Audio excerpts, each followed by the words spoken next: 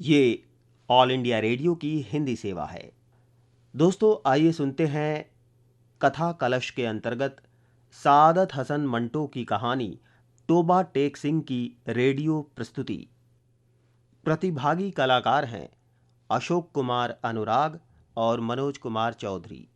प्रस्तुति सुरेश मीणा की है। कहानी सुनने से पहले जानते हैं सादत हसन मंटो के बारे में।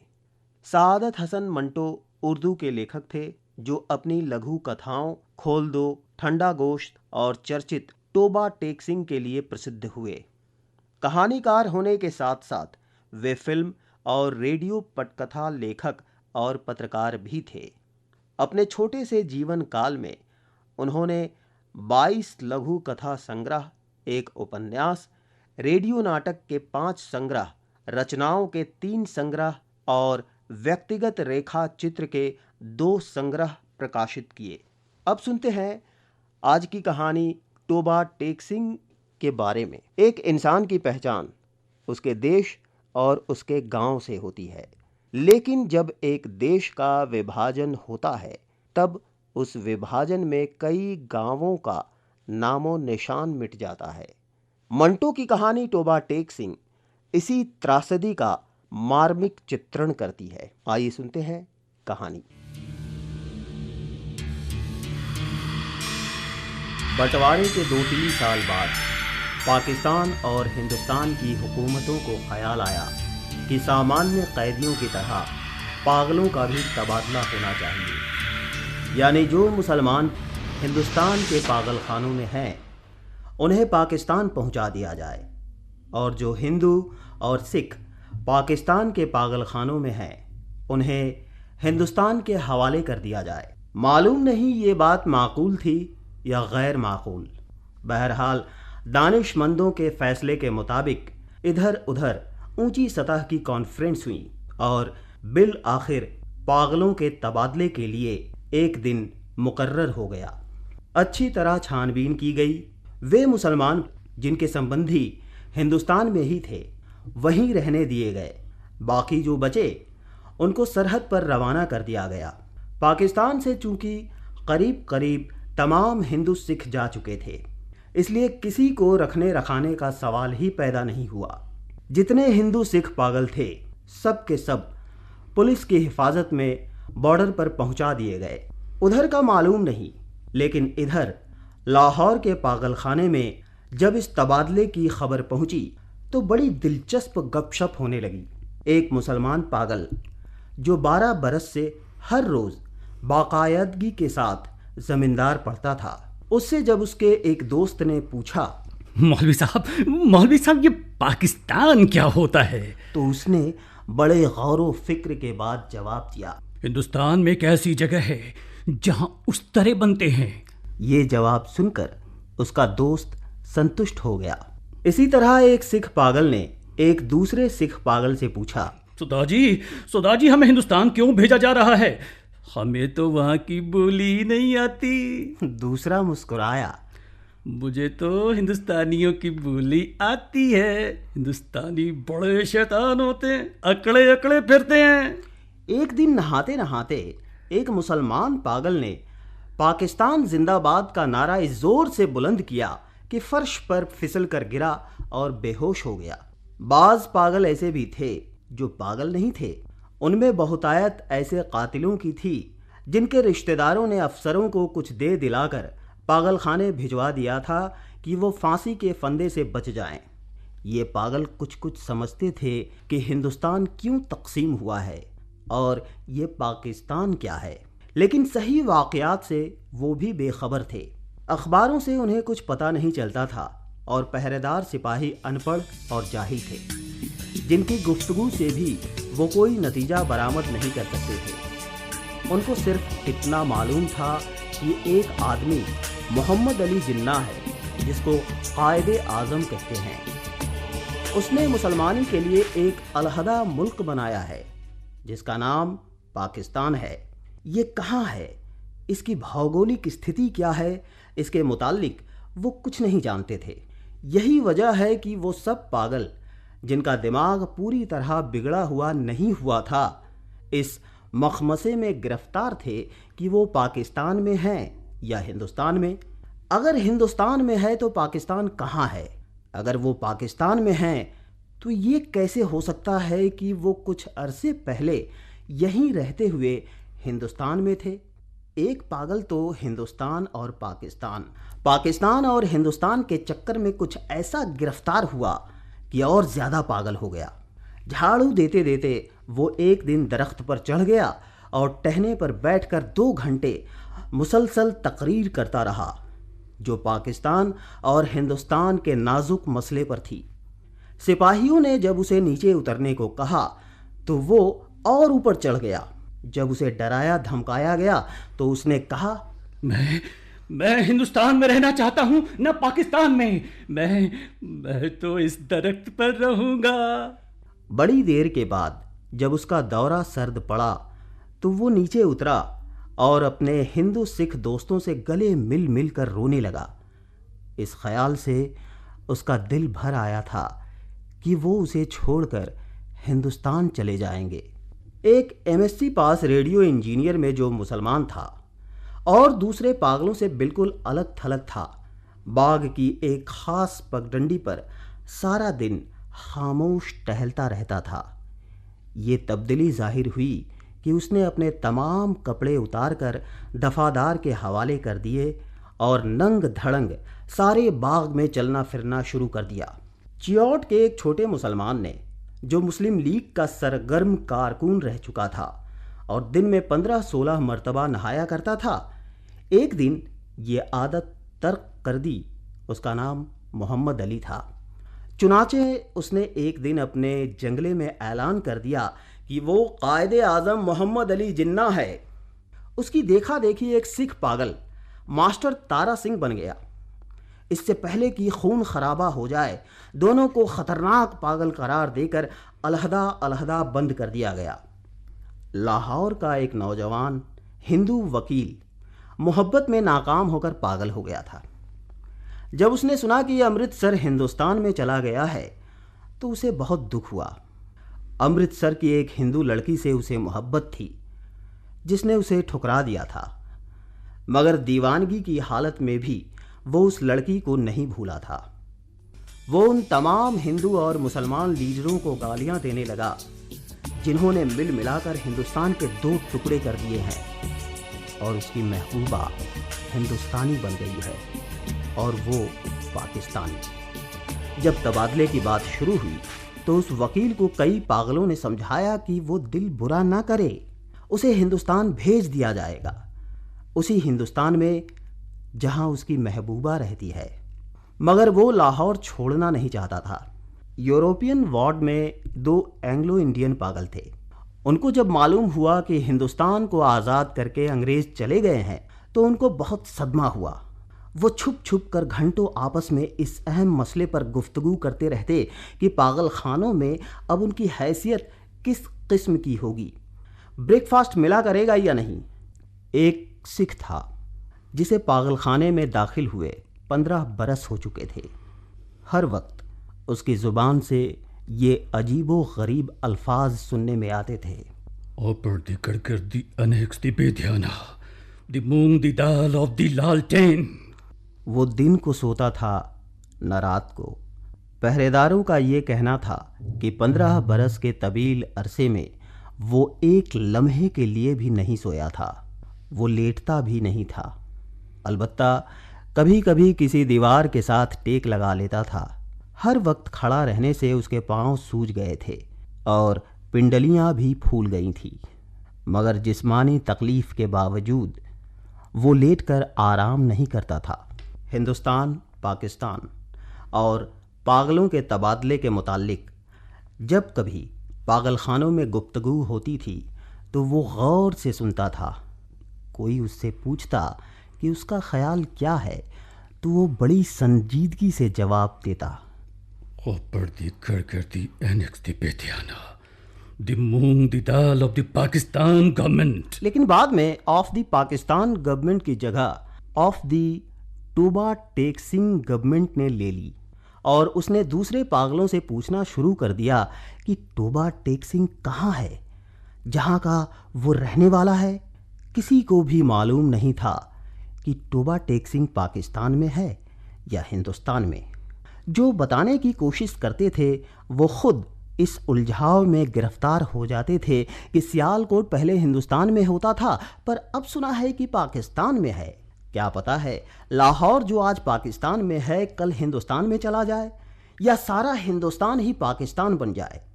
और ये भी कौन सीने पर हाथ रखकर कह सकता था कि हिंदुस्तान और पाकिस्तान दोनों किसी दिन सिरे से गायब ही हो जाए। इस सिख पागल के केश छिद्रे होकर बहुत मुख्तसर रह गए थे। चूँकि बहुत कम नहाता था इसलिए दाढ़ी और सिर के बाल आपस में जम गए थे, जिसके बायस उसकी शक्ल बड़ी भयानक हो गई थी। मगर आदमी हिंसक नहीं था। 15 बरसों में उसने कभी किसी से झगड़ा फसाद नहीं किया था। पागलखाने के जो पुराने मुलाजिम थे वो उसके मुताल्लिक इतना जानते थे कि टोबा टेक सिंह में उसकी कई ज़मीनें थीं। अच्छा खाता पीता ज़मींदार था कि अचानक दिमाग उलट गया। उसके रिश्तेदार उसे लोहे की मोटी मोटी जंजीरों में बांध कर लाए और पागलखाने में दाखिल करा दिए। महीने में एक बार मुलाकात के लिए ये लोग आते थे और उसकी खैर खैरियत दरियाफ्त करके चले जाते थे।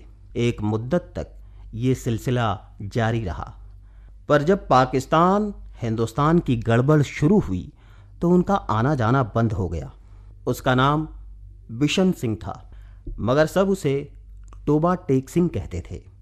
उसको ये बिल्कुल मालूम नहीं था कि दिन कौन सा है या कितने साल बीत चुके हैं। लेकिन हर महीने जब उसके निकट संबंधी उससे मिलने के लिए आने के करीब होते तो उसे अपने आप पता चल जाता। चुनाचे वो दफादार से कहता कि उसकी मुलाकात आ रही है। उस दिन वो अच्छी तरह नहाता, बदन पर खूब साबुन घिसता और बालों में तेल डालकर कंघा करता। अपने वो कपड़े जो वो कभी इस्तेमाल नहीं करता था निकलवा कर पहनता और यूं सज धज कर मिलने वालों के पास जाता। वो उससे कुछ पूछते तो वो खामोश रहता या कभी कभार ओपड़ दी गड़गड़ द अनेक्स द बेतियाना द मूंग द दाल ऑफ द लालटेन कह देता। उसकी एक लड़की थी जो हर महीने एक उंगली बढ़ती बढ़ती 15 बरसों में जवान हो गई थी। बिशन सिंह उसको पहचानता ही नहीं था। वो बच्ची थी जब भी अपने आप को देखकर रोती थी। जवान हुई तब भी उसकी आंखों में आंसू बहते थे। पाकिस्तान और हिंदुस्तान का किस्सा शुरू हुआ तो उसने दूसरे पागलों से पूछना शुरू कर दिया कि टोबा टेक सिंह कहाँ है। जब उसे इत्मीनान बख्श जवाब ना मिला तो उसकी कुरेद दिन ब दिन बढ़ती गई। अब मुलाकात भी नहीं होती थी। पहले तो उसे अपने आप पता चल जाता था कि मिलने वाले आ रहे हैं, पर अब जैसे उसके दिल की आवाज़ भी बंद हो गई थी जो उसे उनकी आमद की खबर दे दिया करती थी। उसकी बड़ी ख्वाहिश थी कि वो लोग आएं जो उससे हमदर्दी का इजहार करते थे और उसके लिए फल, मिठाइयाँ और कपड़े लाते थे। वो आए तो वो उनसे पूछे कि टोबा टेक सिंह कहाँ है। वो उसे यकीनन बता देंगे कि टोबा टेक सिंह पाकिस्तान में है या हिंदुस्तान में। उसका ख्याल था कि वो टोबा टेक सिंह ही से आते हैं जहां उसकी ज़मीनें हैं। पागलखाने में एक पागल ऐसा भी था जो खुद को खुदा कहता था। उससे जब एक रोज़ बिशन सिंह ने पूछा कि टोबा टेक सिंह पाकिस्तान में है या हिंदुस्तान में, तो उसने हस्बे आदत कहकहा लगाया और कहा वो पाकिस्तान में है न हिंदुस्तान में, इसलिए कि हमने अभी तक उसे हुक्म ही नहीं दिया। बिशन सिंह ने उस खुदा से कई मर्तबा बड़ी मिन्नत समाजत से कहा कि वो हुक्म दे दें ताकि झंझट ख़त्म हो जाए, मगर खुदा बहुत मसरूफ़ था, इसलिए कि उसे और बेशुमार हुक्म देने थे। एक दिन तंग आकर बिशन सिंह खुदा पर बरस पड़ा। ऊपर दी गड़गड़ दी अनेक्स दी बेदियाना दी मूंग दी दाल ऑफ वाहे गुरु जी का खालसा एंड वाहे गुरु जी दी फतेह। इसका शायद ये मतलब था कि तुम मुसलमानों के खुदा हो, सिखों के खुदा होते तो ज़रूर मेरी सुनते। तबादले से कुछ दिन पहले टोबा टेक सिंह का एक मुसलमान जो बिशन सिंह का दोस्त था मुलाकात के लिए आया। मुसलमान दोस्त पहले कभी नहीं आया था। जब बिशन सिंह ने उसे देखा तो एक तरफ हट गया, फिर वापस जाने लगा, मगर सिपाहियों ने उसे रोका। ये तुमसे मिलने आया है, तुम्हारा दोस्त है, फजलुद्दीन नाम है इसका। बिशन सिंह ने फजलुद्दीन को एक नज़र देखा और कुछ बड़बड़ाने लगा। फजलुद्दीन ने आगे बढ़कर उसके कंधे पर हाथ रखा। मैं बहुत दिनों से सोच रहा था कि तुमसे मिलूं, लेकिन फुर्सत ही नहीं मिली। तुम्हारे सब आदमी खैरियत से हिंदुस्तान चले गए थे। मुझसे जितनी मदद हो सकी मैंने की है। तुम्हारी बेटी रूप कौर। वो कहते कहते रुक गया। बिशन सिंह कुछ याद करने लगा। बेटी रूप कौर, फजलुद्दीन ने रुक रुक कर कहा। हाँ, वो भी ठीक ठाक है, उनके साथ ही चली गई थी। बिशन सिंह खामोश रहा। फजलुद्दीन ने फिर कहना शुरू किया। उन्होंने मुझे कहा था कि तुम्हारी खैर खैरियत पूछता रहूं। अब मैंने सुना कि तुम हिंदुस्तान जा रहे हो। भाई बलबीर सिंह और भाई बाधवा सिंह को मेरा सलाम कहना, और बहन अमृत कौर से भी। भाई बलबीर से कहना कि फजलुद्दीन राजी खुशी हैं। वो भूरी भैंसें जो छोड़ गए थे ना, उनमें से एक ने कट्टा दिया है, दूसरी के कट्टी हुई थी पर 6 दिन की होके मर गई। और मेरे लायक जो खिदमत हो तो कहना, मैं हर वक्त तैयार हूं। और ये तुम्हारे लिए थोड़े से मंडोरे लाया हूं। बिशन सिंह ने मरोड़ों की पोटली लेकर पास खड़े सिपाही के हवाले कर दी और फजलुद्दीन से पूछा, टोबा टेक सिंह कहाँ है? फजलुद्दीन ने कदरे हैरत से कहा, कहाँ है? वहीं है जहां था। बिशन सिंह ने फिर पूछा, पाकिस्तान में है या हिंदुस्तान में? हिंदुस्तान में नहीं, नहीं, पाकिस्तान में है। फजलुद्दीन बौखलास आ गया। बिशन सिंह बड़बड़ाता हुआ चला गया। The annexed, the Bedhyana, the Moong, the Dahal of the Pakistan and Hindustan of the Turfit Moong। तबादले की तैयारियां मुकम्मल हो चुकी थीं। इधर से उधर और उधर से इधर आने वाले पागलों की फहरिस्तें पहुंच चुकी थीं और तबादले का दिन भी मुकर्रर हो चुका था। सख्त सर्दियां थीं जब लाहौर के पागलखाने से हिंदू सिख पागलों से भरी हुई लॉरियां पुलिस के रक्षक दस्ते के साथ रवाना हुई। संबंधित अफसर भी हमराह थे। वाघा के बॉर्डर पर तरफीन के सुपरिंटेंडेंट एक दूसरे से मिले और प्रारंभिक कार्रवाई खत्म होने के बाद तबादला शुरू हो गया, जो रात भर जारी रहा। पागलों को लॉरियों से निकालना और उनको दूसरे अफसरों के हवाले करना बड़ा कठिन काम था। बाज तो बाहर निकलते ही नहीं थे। जो निकलने पर रजामंद होते थे उनको संभालना मुश्किल हो जाता था, क्योंकि वो इधर उधर भाग उठते थे। जो नंगे थे उनको कपड़े पहनाए जाते तो वो उन्हें फाड़ कर अपने तन से जुदा कर देते। कोई गालियां बक रहा था, कोई गा रहा है, कुछ आपस में झगड़ रहे हैं, कुछ रो रहे हैं, बिलख रहे हैं। कान पड़ी आवाज़ सुनाई नहीं देती थी। पागल औरतों का शोर शराबा अलग था और सर्दी इतनी कड़ाके की थी कि दांत से दांत बज रहे थे। पागलों की अक्सरियत इस तबादले के हक में नहीं थी, इसलिए कि उनकी समझ में नहीं आ रहा था कि उन्हें अपनी जगह से उखाड़ कर कहाँ फेंका जा रहा है। वो चंद जो कुछ सोच समझ सकते थे, पाकिस्तान जिंदाबाद और पाकिस्तान मुर्दाबाद के नारे लगा रहे थे। 2-3 मरतबा फसाद होते होते बचा, क्योंकि बाज़ मुसलमानों और सिखों को ये नारे सुनकर तैश आ गया था। जब बिशन सिंह की बारी आई और वाघा के उस पार का मुताल्लिक अफसर उसका नाम रजिस्टर में दर्ज करने लगा तो उसने पूछा, टोबा टेक सिंह कहाँ है? पाकिस्तान में या हिंदुस्तान में? ये सुनकर बिशन सिंह उछलकर एक तरफ हटा और दौड़कर अपने बचे हुए साथियों के पास पहुंच गया। पाकिस्तानी सिपाहियों ने उसे पकड़ लिया और दूसरी तरफ ले जाने लगे, मगर उसने चलने से इनकार कर दिया। टोबा टेक सिंह यहाँ है, और जोर जोर से चिल्लाने लगा, ऊपर दी गरगरदी अनेक दी बेध्याना दी मूंग दी दाल of the Toba Tek Singh and Pakistan. उसे बहुत समझाया कि देखो, अब टोबा टेक सिंह हिंदुस्तान में चला गया है, अगर नहीं गया है तो उसे फौरन वहां भेज दिया जाएगा। मगर वो न माना।